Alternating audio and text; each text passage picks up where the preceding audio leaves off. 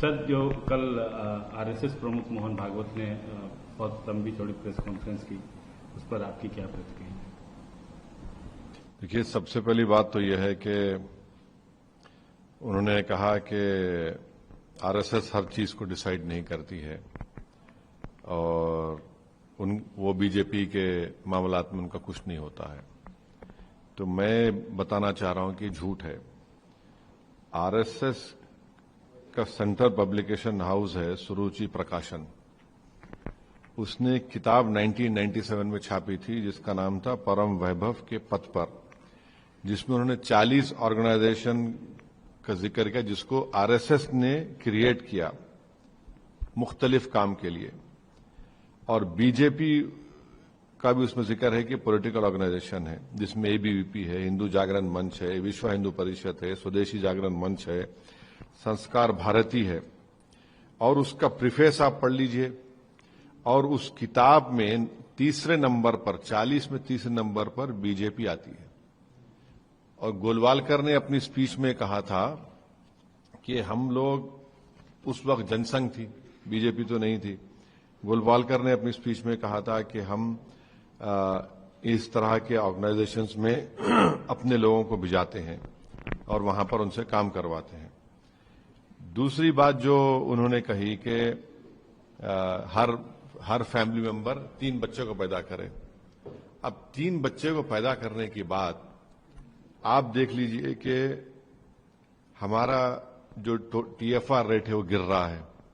हाँ, और आप हमेशा से कहते थे कि मुसलमान ज्यादा बच्चे पैदा कर रहे हैं, और आरएसएस देश को ही नहीं बताती कि जो पहला सेंसस हुआ था 1883 में, उस वक्त 1880s में, उस वक्त मुसलमानों की आबादी 21% थी। अब पार्टीशन हुआ, अब जाकर 14.5% कुछ है। तो ये आप हमेशा गाली देते रहे कि मुसलमान आबादी बढ़ा रहा है, ओवरटेक कर रहा है, इनके हर स्टेटमेंट में आरएसएस के। अब कह रहे हैं कि 3 बच्चे पैदा करो आप। फिर ये लोग बोलते थे कि पॉपुलेशन कानून बनाया जाए कि जिसके 2 बच्चे ज्यादा होंगे उनको गवर्नमेंट जॉब ना मिले। इनके बीच आरएसएस के एक मेंबर ने राज्यसभा में एक प्राइवेट हाउस बिल भी पेश किया था। तो अब आरएसएस ये कह रही है कि 3 बच्चे आप पैदा करिए। तो हम ये जानना चाह रहे हैं कि अचानक तब्दीली कैसे आ गई, ये तब्दीली कैसे आ गई। और आपको याद होना चाहिए कि 2019 में, 2019 में 15 अगस्त लाल किले से नरेंद्र मोदी ने कहा था कि पॉपुलेशन कंट्रोल की जरूरत है, 2019 में। अब मोदी ये बात कह चुके हैं, और मोदी ने कहा था कि छोटी फैमिली देशभक्ति है। फिर 2024 के चुनाव में नरेंद्र मोदी ने कहा था कि सबसे ज्यादा बच्चे ये लोग पैदा करते। क्या भगवत इससे एग्री करते हैं? बता दीजिए, वो तो गुरु हैं, गुरु घंटाल हैं नरेंद्र मोदी के। और पॉपुलेशन कंट्रोल के ऊपर आरएसएस का क्या ओपिनियन है, मोहन भागवत बता दें। और साथ ही साथ ये जो 3 बच्चे पैदा करने की ये बात कर रहे हैं, ये क्यों दूसरों के फैमिली में मुदाखलत कर रहे हैं लोग? ये तो हर फैमिली को छोड़ना चाहिए कि वो डिसाइड करें।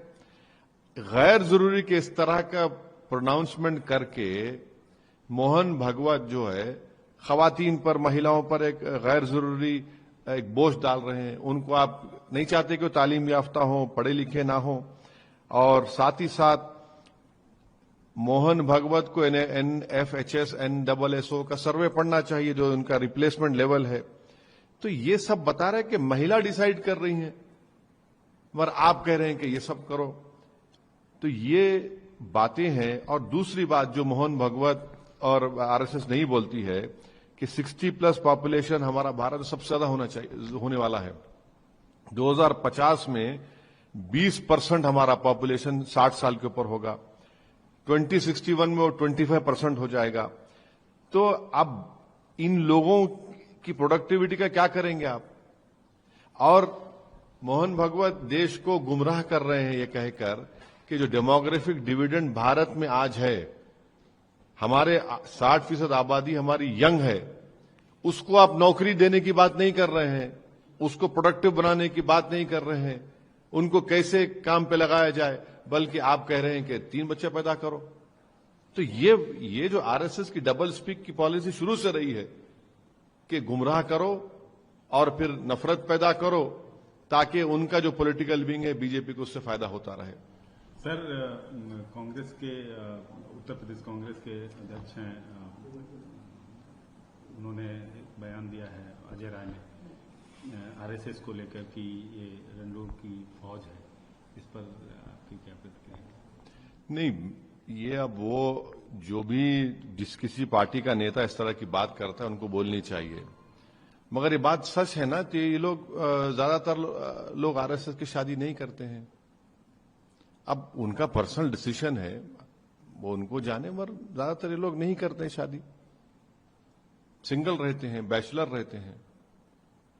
ये है। और फिर आप ये रहते हुए आप बोल रहे हैं कि आप महिलाओं से कह रहे हैं कि 3 बच्चे पैदा करिए, और आप ये नहीं बता रहे हैं कि भाई 2050 तक हमारी आबादी 2050 में हमारी 60+ लोगों की आबादी 20% हो जाएगी।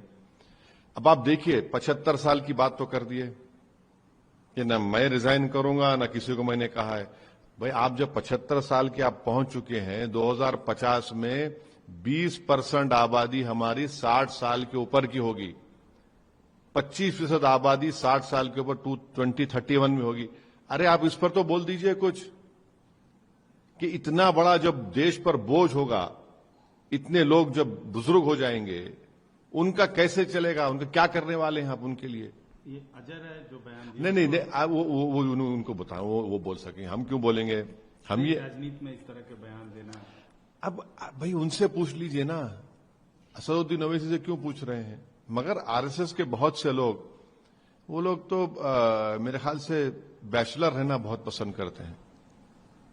सर, महुआ मोइत्रा हैं, उन्होंने एक बयान दिया है गृह मंत्री के बारे में कि उनका सर काट के टेबल पे रख देना चाहिए। किस पस मंजर में दिया उन्होंने कि उसका उसमें क्या था, उसको क्यों बोलना पड़ा उनको इस तरह की बात? मेरा मानना यह है कि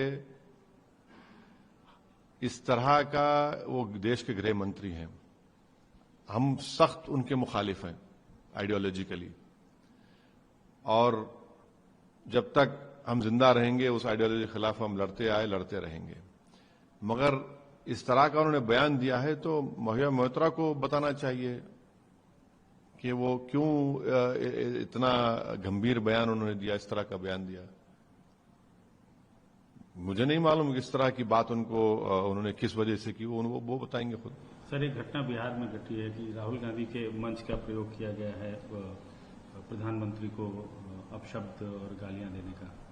इस घटना को आप कैसे देखते? नहीं, अल्फाज का इस्तेमाल जो है अच्छा होना चाहिए। आप इख्तलाफ करिए, आप मुखालिफत करिए, आप जितना हो सके क्रिटिसाइज करिए, कंडेम करिए, मगर अगर आप उस अदब के दायरे से अगर आप निकल जाते हैं तो फिर वो गलत है, वो नहीं होना चाहिए, चाहे किसी की बात हो। आप प्रधानमंत्री को बहुत क्रिटिसाइज करिए, दवा का क्रिटिसाइज करिए, और कभी कभी लाइटर वेन में कुछ बात कर भी दीजिए, मगर एक बात याद रखिए कि अगर आप उस चीज को, आप उस लाइन को क्रॉस कर रहे हैं तो वो ठीक नहीं है।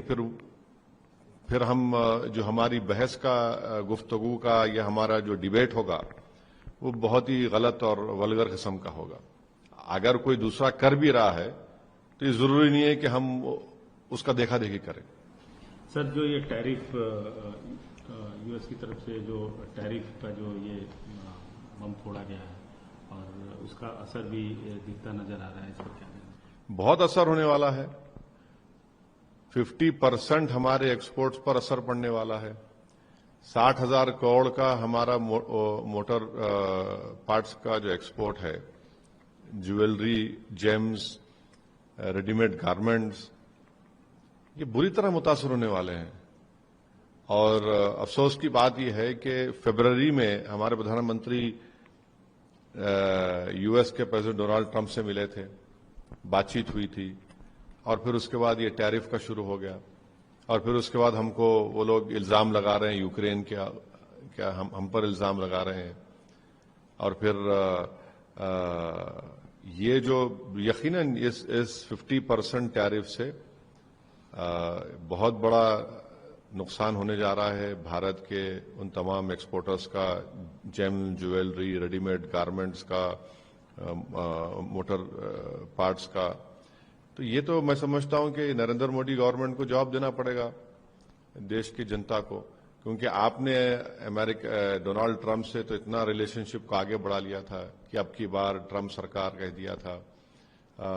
फिर फरवरी में हमारी प्रधानमंत्री उनसे मुलाकात किए, उनके ओथ में हमारे फॉरेन मिनिस्टर वहां मौजूद थे। आखिर ऐसी क्या वजह है? और सब मोदी सरकार को जवाब देना है कि जिन लोगों का भी नुकसान होने जा रहा है उनके लिए सरकार क्या करने वाली है, उनको कैसे उनको राहत दिलाएगी, उनको कैसे उनकी मदद करेगी। तो ये और फिर बार बार ये जो अमेरिका के जो नवारो जो उनके जो जिम्मेदार हैं वो भारत पे इस तरह की तनकीद कर रहे हैं। अगर वही बात अगर देश के प्रधानमंत्री के बारे में कोई अपोजिशन लीडर करता तो बीजेपी वाले उस पर कूद पड़ जाते। खामोश क्यों है भाई? वो क्या क्या बोले जा रहा है। हमारा बीजेपी से हमेशा आइडियोलॉजिकली के ऊपर इख्तलाफ रहेगा, मगर वो क्या बात बोले जा रहा है? कुछ तो बोलो बीजेपी वालों, भाई कुछ तो बोलो। इतना डर क्यों रहे अमेरिका से आप लोग? और मैं बता रहा हूं कि हमने सबसे बड़ी गलती की थी, मेरी पार्लियामेंट की स्पीच है, जब ट्रंप ने अपने पहले टेन्योर में हमसे कहा था कि ईरान से तेल लेना बंद करो। अगर आप उस वक्त उसको लाल आंखें दिखा देते तो आज ये दिन देखना नहीं पड़ता था। और हमको ईरान ऑयल बेच रहा था कम पैसों में, और बेहतरीन ऑयल है उनका, क्रूड ऑयल। हम वहां पर ब्लिंक किए तो इनको नजर आ गया कि इनको डराओ, मोदी सरकार को डर, ये इनको ऐसा करेंगे, हम वो करेंगे। पहली गलती वहां पर थी, बुनियादी गलती। मैंने पार्लियामेंट में खड़े होकर कहा था कि मत मानिए इस बात को। अब ये देखिए क्या क्या बोले जा रहे हैं, किस तरह की जबान वो नवारो इस्तेमाल कर रहा है। तो बीजेपी के स्पोक्स पर्सन को बजाय अपोजिशन पर ताने मारने के आप बताइए देश को क्या हो रहा है। ये मत बोलिए कि नरेंद्र मोदी ने भाषण दे दिया कि मैं अपना पर्सनल लॉस करूंगा और उस पर कुछ होने नहीं दूंगा। पर्सनल लॉस नरेंद्र मोदी का नहीं है, पर्सनल लॉस किसका हो रहा है यहां पर, वो देख लीजिए आप। तेल आप रशिया का ले रहे हैं, सही है, मगर ये जो नुकसान होने जा रहा है ये इसके जनता के लिए क्या होगा, ये उनको बताना पड़ेगा देश को।